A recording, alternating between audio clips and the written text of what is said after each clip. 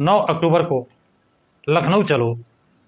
ये लखनऊ क्यों चलो? क्योंकि 9 अक्टूबर को मानवर काशीराम का परिनिर्वाण दिवस है और उसमें श्रद्धा सुमन अर्पित करने के लिए प्रदेश भर के लोग पहुंच रहे हैं और उसमें स्वयं बसपा सुप्रीमो मायावती पहुंच रही हैं और वो जनसभा को संबोधित भी करेंगी, जिसके कारण बसपाइयों में अति उत्साह है। और बहुत दिनों से बसपा पार्टी ने लखनऊ में कोई रैली आयोजित नहीं की है, इसलिए लोगों में ये उत्साह देखते नहीं बन रहा है। इतना उत्साह है, कोई अपने वाहन से, कुछ लोग बसें करके, कुछ लोग ट्रेनों से, कुछ लोग मोटरसाइकिल से और आसपास के लोग पैदल ही जाने की तैयारी बना रखे हैं। सबसे बड़ी बात, इसमें लोग अपना किराया देंगे, अपनी बस करेंगे, अपनी कार करेंगे और उसका खर्च खुद बर्दाश्त करेंगे और खाने के लिए वो अपना नाश्ता घर से बनवा कर चलेंगे। ना उन्हें नाश्ता मिलेगा और न किराया, ये सब खर्च उनको खुद करना है। इसके बाद भी जो हुजूम उमड़ेगा, जैसी रिपोर्टें मिल रही हैं कि 9 अक्टूबर नहीं 8 अक्टूबर से लखनऊ में जगह नहीं रहेगी, क्योंकि 9 बजे का है। दूर दराज के लोग 8 तारीख को ही पहुंच जाएंगे। 8 तारीख को पहुंचकर वो मायावती द्वारा किए गए कराए गए कार्यों को देखेंगे, जिसके लिए वो जानी जाती हैं। वो लॉ एंड ऑर्डर उनको याद आता है और बसपा के सरकार जाने के बाद जो उत्तर प्रदेश के लॉ एंड ऑर्डर में गिरावट आई है, उससे लोग ग्रसित हैं और उनको मायावती के शासन की याद आ रही है। वो हर कीमत पर मायावती की सरकार चाहते हैं और ये उत्सुकता आप 9 अक्टूबर को देखेंगे। आपको एक जिले से जो प्राप्त रिपोर्ट है आगरा से बताया जा रहा है कि 1,80,000 लोग आ रहे हैं और 363 बसें आ रही हैं और 3,500 छोटे वाहन। इसके अलावा आगरा मेन रोड पर है, उससे ट्रेनों से भी लोग आएंगे। अब ये कितना है? हर विधानसभा को आगरा में 8 कमेटी बनाई गई हैं, 40 सेक्टर हैं।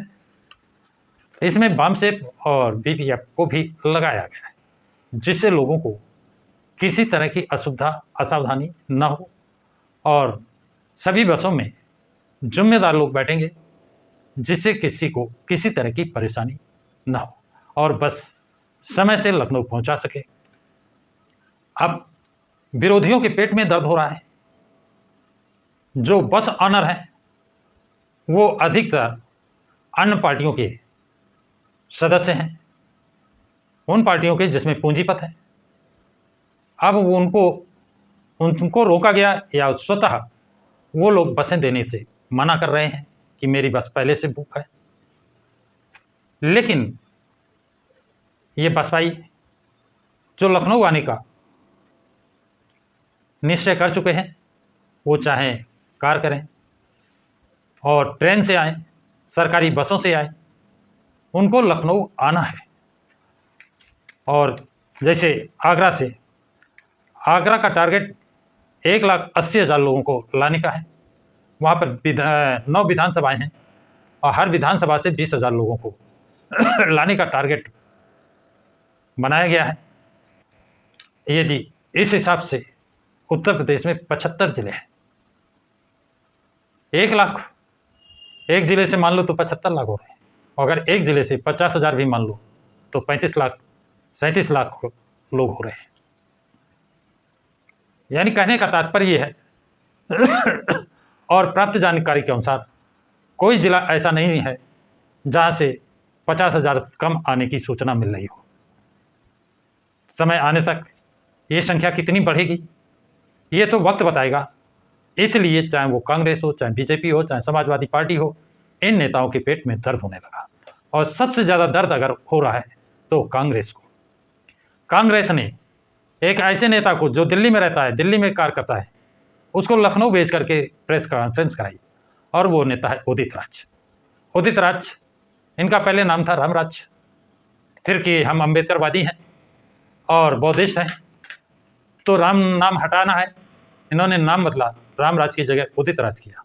फिर इन्होंने एक पार्टी बनाई, इंडियन जस्टिस पार्टी, चुनाव लड़े, कहीं पे जमानत नहीं बची, सब जगह खाता शून्य रहा।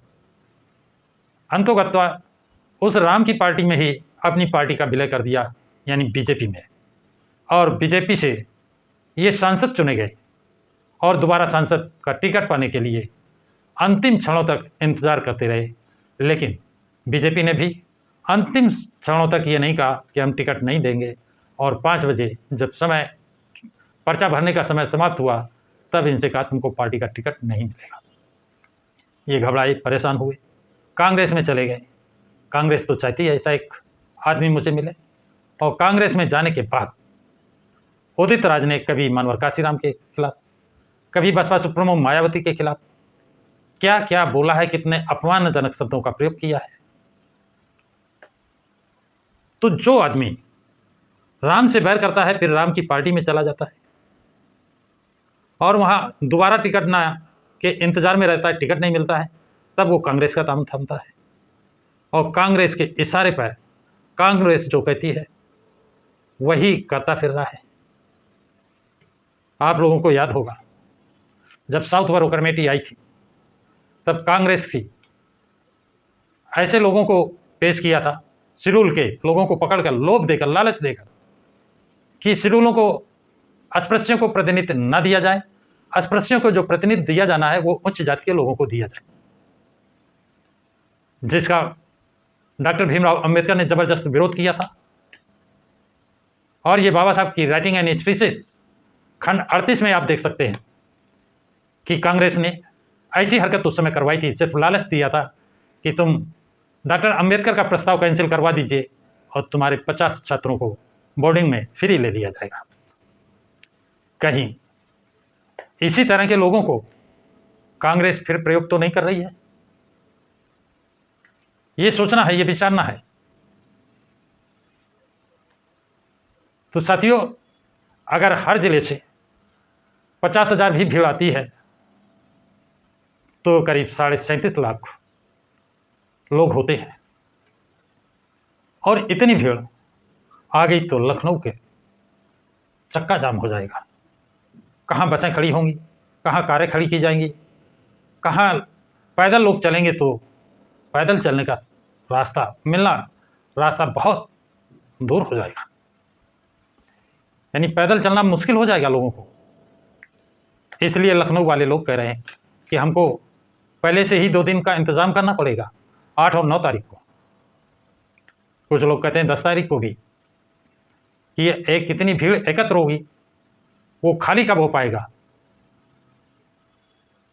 तो ये भीड़ इस बार रिकॉर्ड भीड़ एकत्र होने की उम्मीद है। कुछ जैसे पेपर वाले, अखबारों में कोई कह रहा है 20 लाख की भीड़ होगी, किसी अखबार ने कहा है कि 25 लाख की भीड़ होगी, कुछ लोग अनुमान लगा रहे हैं कि 15 से 18 लाख की भीड़ होगी। लेकिन सभी का अनुमान ये है कि ये रिकॉर्ड तोड़ भीड़ होगी, क्योंकि बसपा के शासनकाल में जो उनको लॉ एंड ऑर्डर और नौकरियां, आवास, ठेकेदारी में बिना किसी भेदभाव के जिसकी जितनी हिस्सेदारी उसका पालन किया गया है, इसलिए बसपा की याद कर रहे हैं। और इसमें SC, ST, OBC, माइनॉरिटी और न्यायप्रिय उच्च वर्गीय लोग, सभी लोग भागीदारी कर रहे हैं। बड़ी मज़े की बात यही है कि इसमें ये नहीं एक वर्ग विशेष, इसमें सभी वर्ग के लोग आ रहे हैं, सभी समाज के लोग आ रहे हैं और स्वेच्छा से आ रहे हैं और अपने अपने साधन से आ रहे हैं, अपना अपना किराया लगा कर आ रहे हैं। तो साथियों, ये जानकारी आप लोगों को कैसी लगी कमेंट बॉक्स में कमेंट से लिखकर ज़रूर बताएं तथा इस वीडियो को लाइक और शेयर करें। प्रकाश की राज चैनल को सब्सक्राइब करें।